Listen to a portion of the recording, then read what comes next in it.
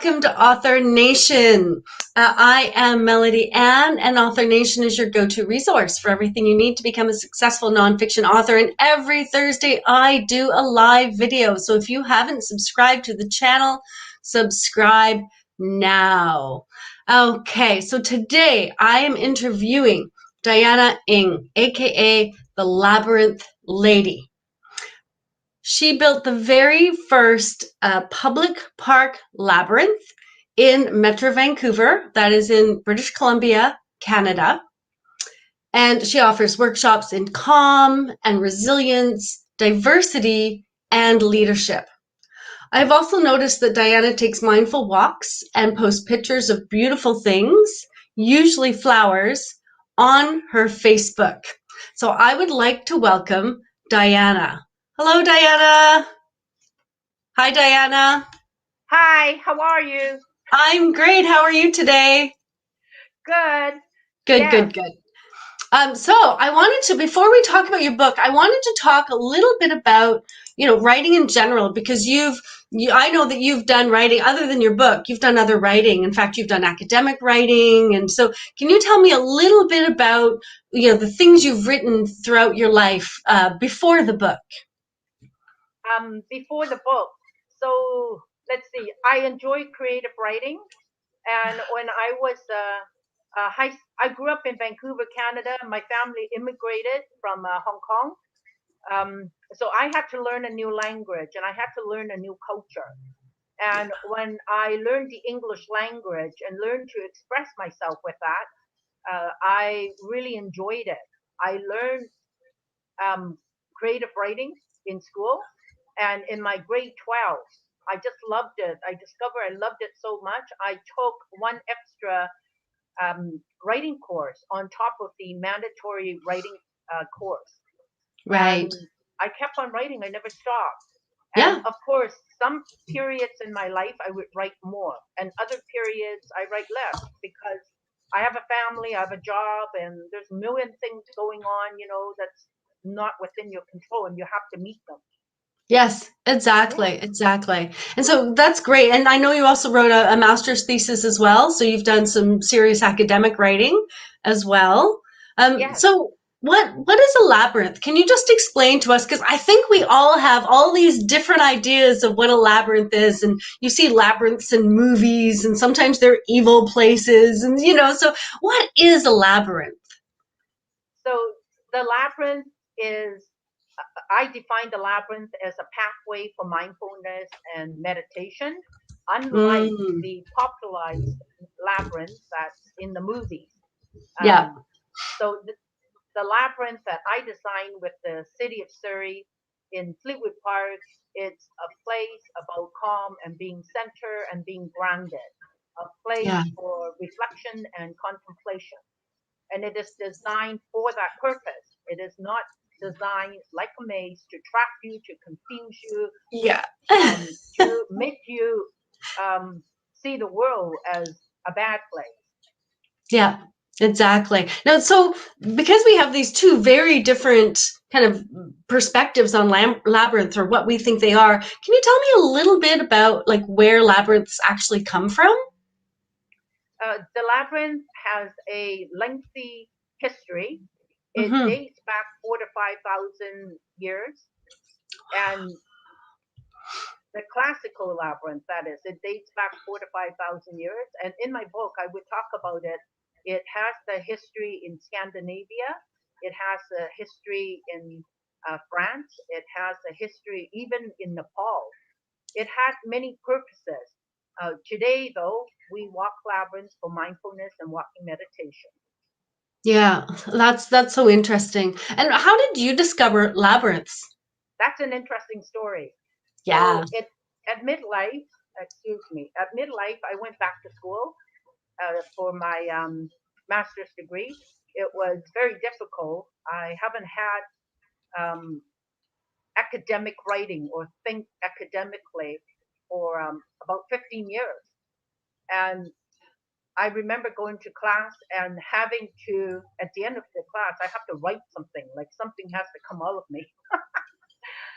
And everybody is stressed out. It's not just me. A woman in my class, so a classmate, she took white chalk and drew a design on a black asphalt parking lot.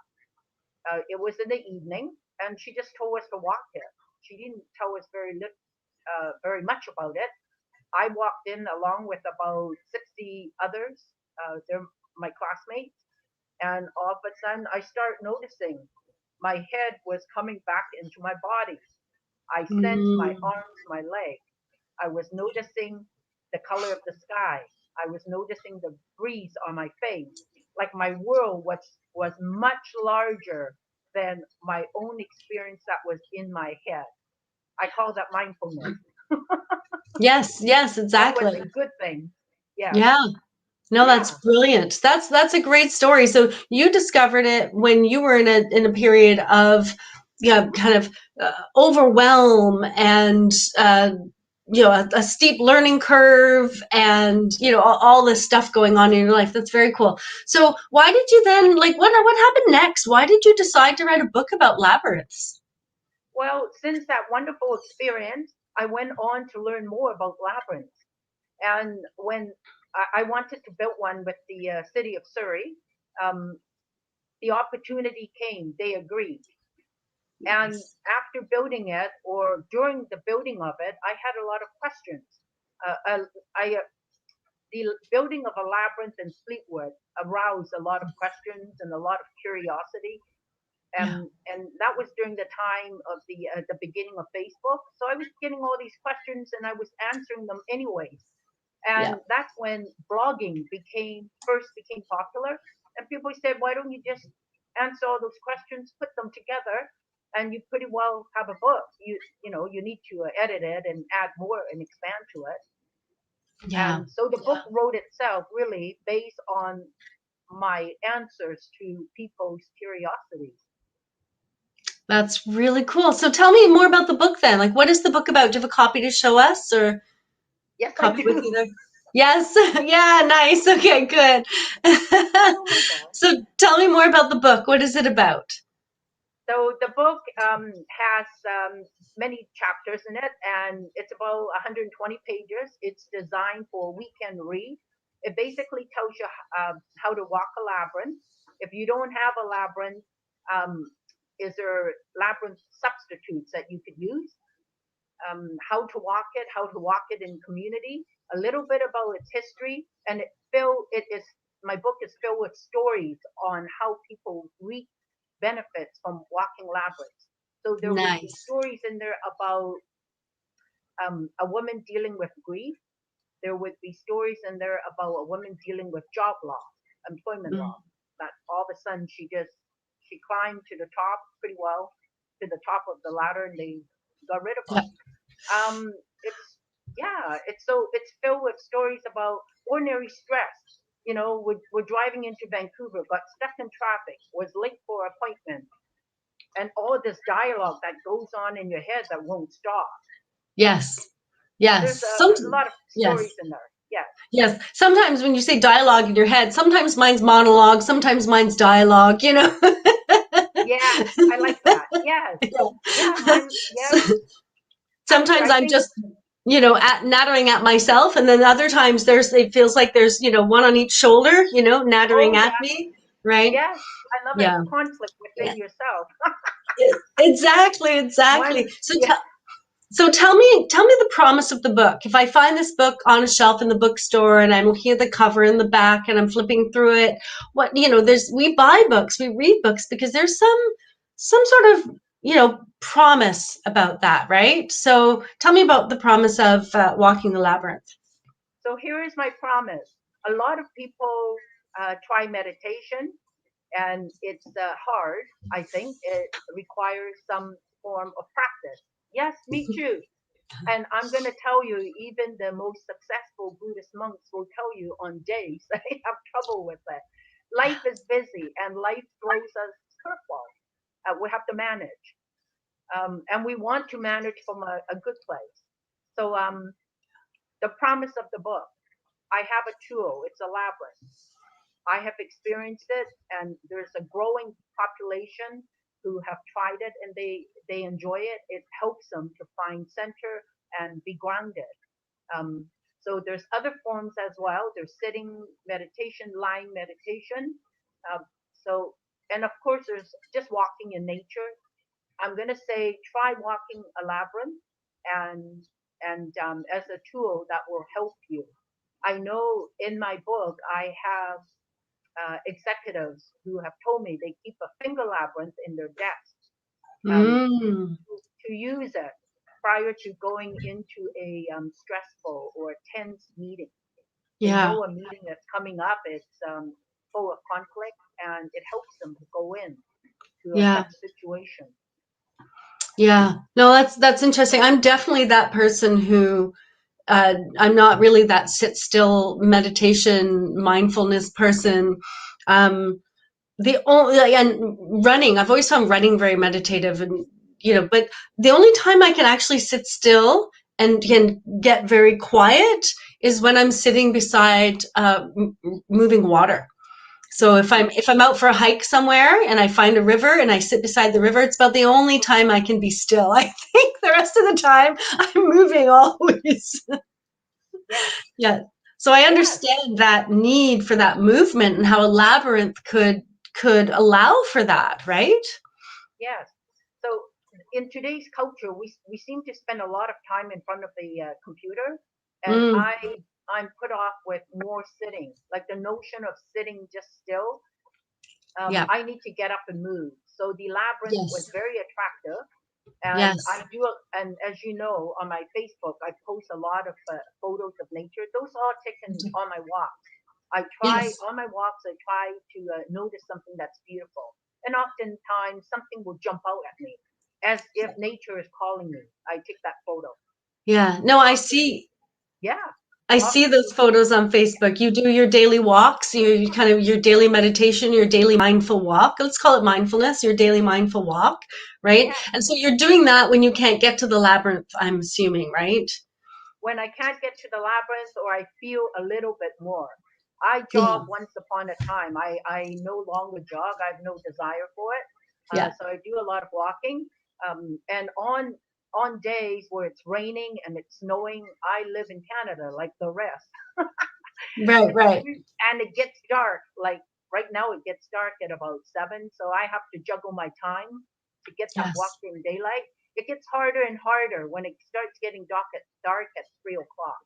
Yes, yes, it Yeah, does. And living in yeah, Canada, it gets dark really early and right yeah, around, in December, right? We get some yes, really, really dark dark yes. days and yeah, early days. Yes. So why so you actually went to the city of Surrey and said, "Hey, let me build you a labyrinth." So what made you want to do that? Well, I thought it was such a good thing. It was such a good thing. I had such a good experience. I thought everybody needs to walk labyrinth. And Yeah. some days it seems like everybody is stressed out from going to the grocery store, from talking to the woman about your telephone bill, Yeah. from your colleagues. Like nobody seems to be happy or just be calm. And you Yeah. think, what's wrong with our nation? We are a first world. I mean, look at the COVID situation. We are Yeah. first world. We live with abundance. And yeah, so Yeah. I keep myself calm. That's what I try to do. I Yeah. can't Yeah. control anyone else. Yeah. You're you're right. If you're living in Canada, and people watch this in other parts, but if you are living in Canada or a similar country, you know, we're stressed out a lot. We struggle a lot. Yet we live in this very abundant. Many of us, not all of us in Canada, just to be No, clear, not all. there's poverty here, and Yes. there's Oh, yes.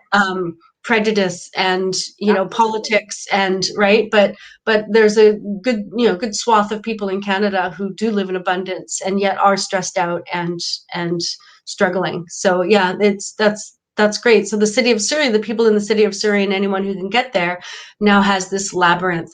You mentioned stories. So your book is full of stories. Can you just what's your favorite story about a labyrinth? It doesn't have to be one from your book. It can be, but what's your favorite labyrinth story? Well, my favorite story, and it's still my best, is the time I I walked. My husband led us, and our children were young. He led us and walked to the just the bluff on the cliff overlooking the ocean, and it was in the dark. I really didn't want to go. Yes, but we lay down there with our sleeping bags, and the sky was full of stars, and you can hear the ocean pounding. It was just beautiful. It was so calm, like everything was just right. Everything. Every cell in my body was just right. I have the people I love with me. We're under the sky. There's not a stir. Like everything is just right. That's contentment. And I often wonder, can I get myself back to that place Yeah. and call that's the place I want to go to. That Meditation. calm. That's or the but there isn't. It's hard. Yeah. But that's Yeah. my favorite story. It's like everything is just right. And Yes, we could, exactly. okay, yeah, I can relate because I go hiking and I go backpacking in the mountains, throw a backpack on my back and go and don't, no, not car camping, right? Like out, yeah, hike in, camp, hike more, camp. And I have stories like that too, where you just when you're in nature, so everything is right. yeah, There's this yeah, calming. It's beautiful. And yeah. now that we're calm, I want to talk about the fact that a book can be this overwhelming, anxiety inducing project, right? And it's and I don't know if you know, NaNoWriMo is in November, where people are going to try to write 50,000 words in 1 month, which is like 1,700 words a day. And it's this crazy decision we make to write these books and then publish them and promote them, and many authors get overwhelmed, and many authors feel a lot of anxiety around, as you said, the kids and the job and the book and the right. So Yeah. can you give us some tips on what we can do as writers, as authors, to kind of stay grounded during this crazy process of writing a book? I'm gonna say before you write, try to meditate. Really try Mm, to be present. Be present. yeah, Takes a little bit of practice. So a couple of deep breaths.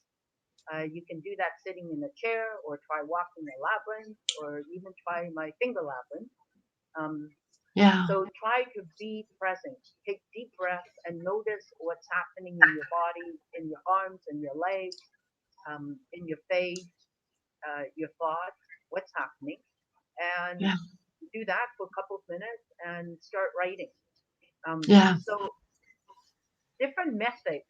You have to find the method that works for you. I have changed. I'm going to say my thesis was my first book, and Walking the Labyrinth yes, is my second book. And I yes. remember as an adult learner, they sent me I call it a pizza box, only it was thick, full of all the instructions in there on how to write a thesis. I looked at Mm. it and I go, what have you gotten yourself into? Are you crazy? Yes. Yes. So I unpacked that box, took it apart, and I looked at it. How many pages do you need? How many pages do you need to write a day? And how many paragraphs is that? Go at it. So even though I'm exhausted, I have to come up with something because you need words on a page before you can edit. Yeah. Be gentle with yourself, is what I Mm. say. Yes. Keep Yeah. No. keep those words. Don't judge yourself. Yeah. Gems will come out of it. Trust it. Yeah.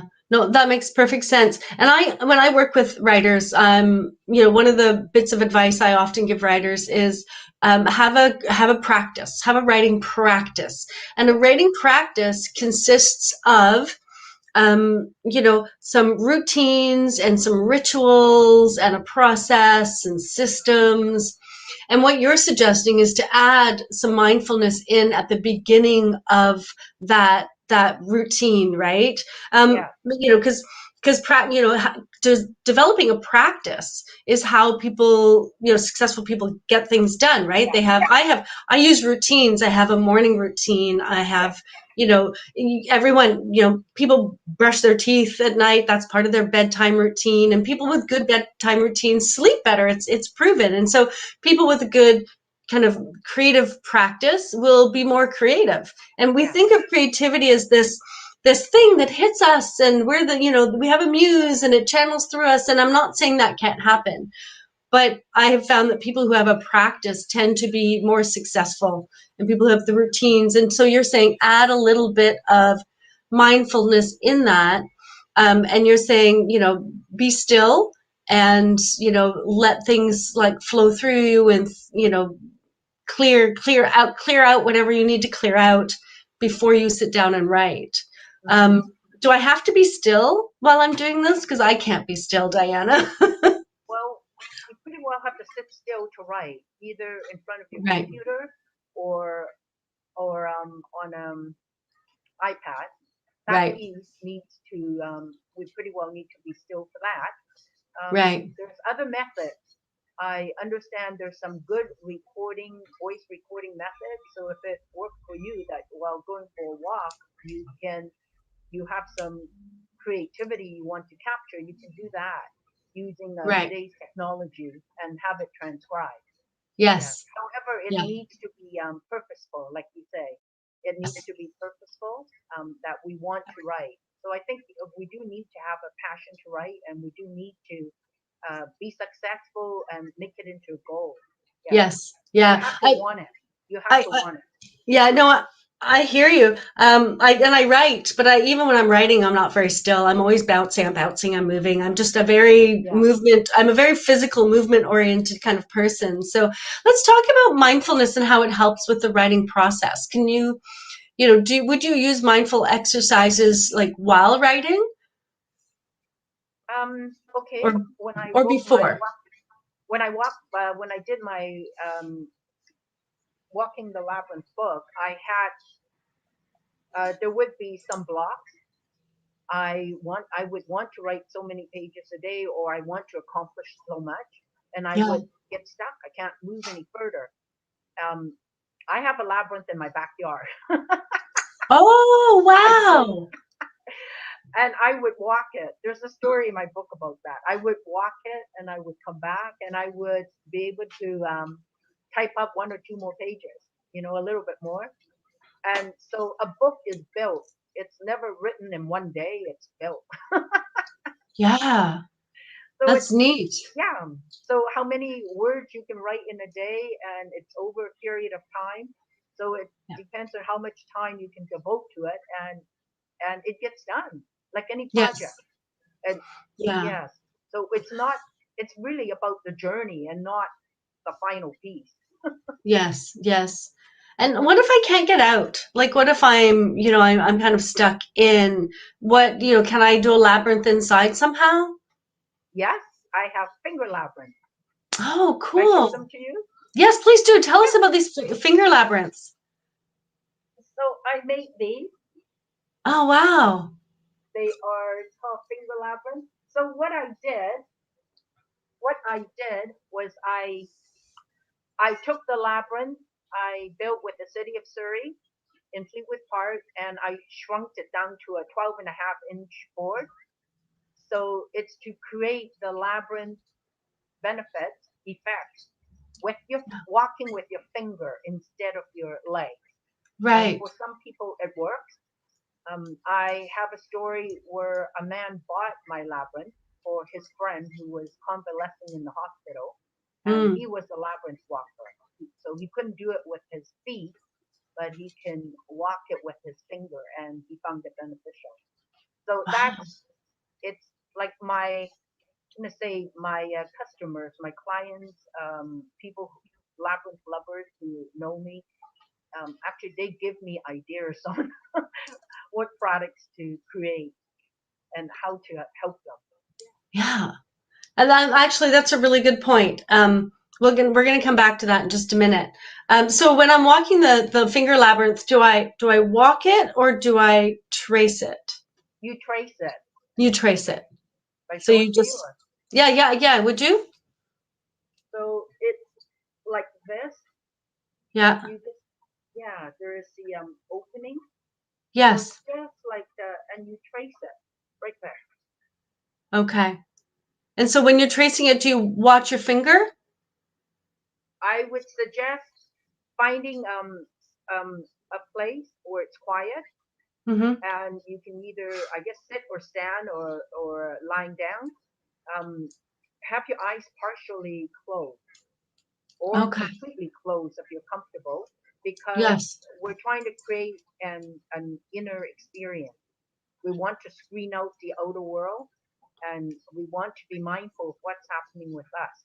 So you want partial, close your eyes partially or entirely closed if you're comfortable, and walk your finger Yeah. um, Okay. in like your feet. So Yes. you would be Cool. walking this with your feet on a large ground labyrinth. Yeah. All right. No, that's excellent. So these are all things we can do as writers to kind of get into that space to, we could put a finger labyrinth or, some kind of mindful kind of routine in our writing routine. That makes perfect sense. Do you have any other tips for mindfulness for writing for authors? Well, I also listen to classical music, Hmm. music that will calm me, um, and that helps with getting into the zone, being calm and being present with your writing. Um, like I say, sometimes life is really crazy. It's so busy and seems like you're hopping from task to task to task. And Yes. writing is a journey, right? And you have to be with it. You cannot rush it. You can't. You have to be there, be present with your pen, with your thoughts. And so I do listen to classical music, and it helps. I have music going. I walk. I do mindful breathing, trying to set myself up that I can write. And and Yes. I know you use the term be a channel to the muse. So Yeah. set yourself up, yeah, to whatever comes. Yes, yeah. Lots of writers tell me they don't feel like they're doing the writing. They feel like they're somehow channeled. I've heard that, and I have other writers who say, "Oh, that's not true at all. You just write." So there's everyone has their own perspective on how they're getting things done. But I think that no matter whether you believe in sitting your rear end in a chair for an hour every day and writing, or whether you believe in allowing yourself to be channeled, I think that having some sort of mindfulness in that pre-writing routine can help kind of put you in that state where you're open to however it is that you write, Receive. right? Yeah. Yeah, So absolutely. so when I hear what you say, I'm hearing about left brain, right brain. Some people are more creative and others are more logical. And, Yes, and for the ones who are more logical, I think they need to have a structure. They have to yes, adhere to a structure more so. And for the people who are more creative, I think writing comes to them. They have to be ready to receive it. So I think our personality um, is reflected in our writing. no, that makes Like certain sense. books, you read it and you read it. I'm not really certain what the person is trying to tell me. And then there are other books that it just carries you. It carries you like down the river, and it just carries you. You don't want to put it down. But there are other books. Oh my gosh, what are you trying to tell me? I read the words. It's not creating any images. I'm not sure what you're trying to tell me. Yeah, yeah, exactly, exactly. So are there other ways um So are there other ways to kind of create the idea of a labyrinth if you don't have a labyrinth at home, or they want to try something, they don't happen to have a finger labyrinth, they're not sure if they should buy one, they don't know, how do you kind of test out the labyrinth idea? Um, could you make one in your backyard somehow, or like Yes, what? you can make one in your backyard out of stones. Just Mm, lay a pattern with rocks, or you can try walking with a finger labyrinth. When I do workshops, I don't have enough of my finger labyrinth to go around. Sometimes the audience is like 300, so I just use a paper labyrinth. And ah, and yes. and my participants, they like that too. So I mean, you can try it, Yeah. try that. Yeah. Um, Try out different forms of labyrinth to see which one suits you, which one works for you. So I Yeah. would try with a grand labyrinth. Um, in my book, I have a listing of all the local labyrinths in Metro Vancouver. Ah, So it's not just in Fleetwood. There are other places that have them. You can, go there and try those. Then yes. try a finger labyrinth or try Yeah. a paper labyrinth. Yes. No, I like that idea because you show me the labyrinth and it's beautiful, and I can see that it's like I can, I as I'm watching, I'm like, yeah, I can see how I would like to kind of run my finger over that. But I also, I'm that kind of person who's like, well, let me just try it out first, Yeah, see how it, yeah. So I love the idea of a paper labyrinth just to try it out. Just find a paper labyrinth and just try that out. That's a yeah, great idea. So who are labyrinths for? They're for the stressed out. yes, They're for the overwhelmed. yes. Um, who else? Who are I'm going to labyrinths say for? labyrinth is for everybody. Yeah. Have you In worked today's with? society, labyrinth is for everybody. And, I built a labyrinth for our school, local school in Burnaby. I was going to So, ask. and the intention was for young children to walk, Right. to help them to self-manage, Right. self-regulate in schools. Yeah. The teachers were being stressed out with student behavior. Yeah. Yes. Yes. So, so they asked me to help them build a labyrinth for to help children to learn to self-manage, to help Yeah. children not to act out so much. So I know that's been used with children, and I know seniors enjoy it. It's a pathway that's contained, and when you walk it, you know you've walked it. Unlike I know I've gone on hikes too, Melody. So it's like Yeah. you and I, we can go like I don't know 7K, 10K. Not everyone can do those, and the idea Exactly. of going for a long walk is scary for some people. Yes. Yes. So a Exactly. physical labyrinth is contained. You walk it, you know you've accomplished it, and Yeah. that's it. I mean, um, okay. In my book, I have a story about a woman. Yeah, I think I wrote about her. She's recovering from cancer.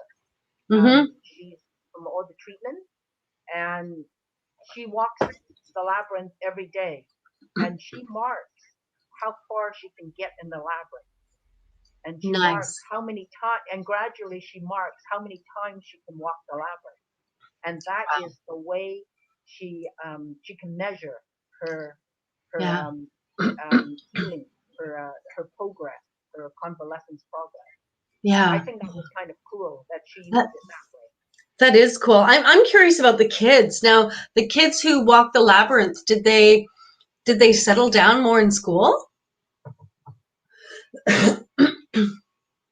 I think so. I mean, yes, it's another tool that in the toolbox. Yeah. And so did you build a labyrinth at school that they could keep? Or did Yes, you? it's a ground labyrinth, a permanent ground labyrinth. That's cool. Olive gravel and lime. The lime was for the order, and Yeah. gravel was the path where the children walk. That's really Um, neat. and then I did a workshop, and I offered training to the teachers on how to walk it. Yeah. That's So it very benefits cool. the entire school, parents, teachers, all the Yeah. staff, and children. Yeah. No, that's I phenomenal. think I think we have to recognize or acknowledge life is really busy, and know when we're stressed out and overwhelmed, and be Yeah. responsible for that, Yeah. and go and do something about that. And yeah, Yeah. so No, the term about self-regulation, well, it's for children yeah. as well as for adults. Yeah, no, I think that's amazing. Having a labyrinth at school is a really wonderful idea. So I'm just going to say, here we go. I've just put up, learn more about Diana at labyrinthLady.ca. And Diana, I wanted to know, do you hold events still in the local area? Like if somebody happens to be in Vancouver, or do workshops or? Yes, I've been holding Surrey World Labyrinth Day on the first Saturday in May at 1 o'clock. Nice. The Labyrinth Society. It's a worldwide Mhm. community. Right. They they they've started this World Labyrinth Day, so I just tag on to it, Surrey World Labyrinth Day, and I've been doing it for more than 10 years, I believe. Yes, more than 10 years. I had a 10-year anniversary. So with the COVID, that has been disrupted. I took the event online, and it wasn't as successful. When I have it in person, it was more Yeah. successful. I Yes. think it was last year. I think I did hold an event last year with the Asian Writers Circle. Hmm. I belong with the Asian Writing Circle. They were really interested in the labyrinth, and they came out. Most of them were located in Vancouver. They came out to Fleetwood. They walked it. So I have photos of us with masks, which is kind of cool. We're Yes. not going to get COVID with masks, Yep. walking the labyrinth together.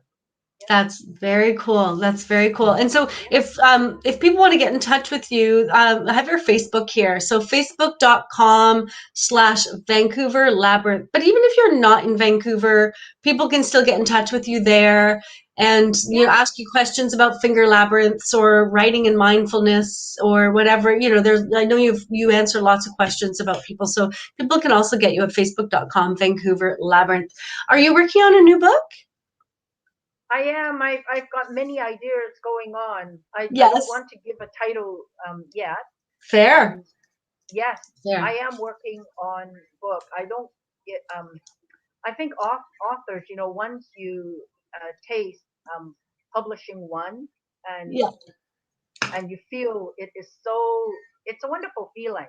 It's leaving a legacy, huh? And exactly. I want to write a second book. Yeah, maybe third. Oh, Wonderful. I have two coloring books.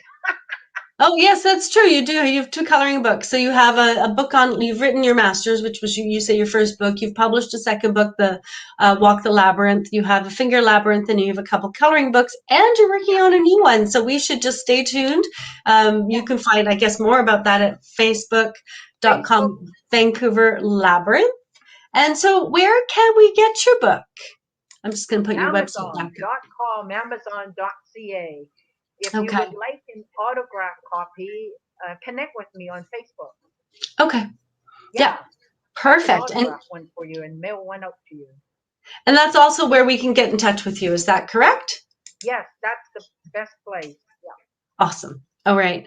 Diana, thank you so much for joining me today. I learned so much about labyrinths from you just now and mindfulness. And I think this will be really valuable for anyone who's stressed out, but especially authors who are stressed out and overwhelmed trying to have a full-time job and trying to look after their kids or their parents and write a book at the same time, which I know can be quite a challenge. Diana, thank you for coming on the show with me today. Thank you, Melody. You've made this such a pleasurable first experience for me. Oh, great. Wonderful. Forward to Great. see it again. Yeah. And thanks Thank everyone you. for watching. I'll see everyone next Thursday. Okay, bye.